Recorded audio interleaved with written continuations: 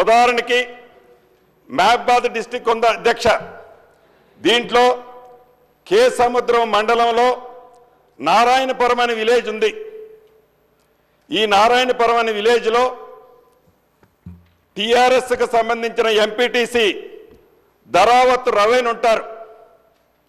ఈ ధరావత్ రవి ఇందిరమ్మ ప్రభుత్వం వచ్చిన తర్వాత నా దగ్గరకే సుమారు 100 మందితో ఒక 4-5 సార్లు సెక్రటేరియట్లో ఉన్నప్పుడు వచ్చారు అధ్యక్ష.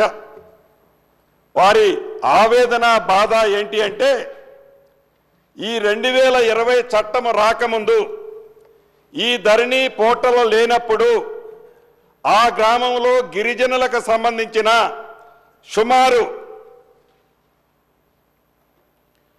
1398 ఎకరాల 3 కుంటలు, అది survey number 149. If it's family, it has to be home.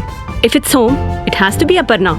Saluting the spirit of every couple's sacrifice to build their dream home.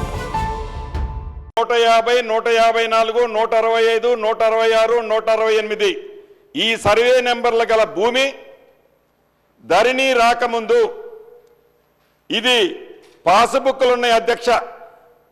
ఈ పాస్బుక్లున్న భూమి ధరణి అనే కాన్సెప్ట్ ఏదైతే తీసుకొచ్చారో, ఏదైతే 2020 చట్టాన్ని తీసుకొచ్చారో, ఈ చట్టంతో ఆ నిరుపేదలైన గిరిజనులు వారికి తరతరాల నుంచి అనుభవిస్తున్న ఆ భూమి మీద ఉన్న హక్కులతో పాటు మీకు ఈ భూమి మీద ఏమీ హక్కు లేదు, ఇదంతా ఫారెస్ట్ ల్యాండ్ అని తేల్చడం జరిగింది.